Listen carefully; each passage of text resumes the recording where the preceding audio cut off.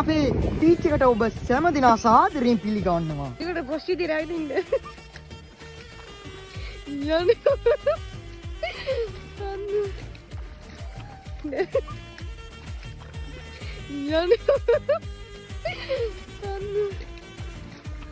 දැන් ඕලුද කඩන්නේ නෙළුම්ද කඩන්නේ? ඕලු කඩන්නේ. ඈ? ඔහේ දිගට කඩාගෙන යන්න තියෙන එකක් කඩමු. නේ නෙළුම් නම් පේන්නවත් නෑ මචෝ. හරිද? දැන් ඕලු තමයි තනින් තන හරි මට පේන්නේ. කඩමු තියෙන. බලන්න අපේ වැලේ ලොකු බා. ඈ? බීච් එක කිව්වොත් මේක කියන්න පුළුවන්. බෑද? ඇත්ත දැන් අපිට තේරෙන්නේ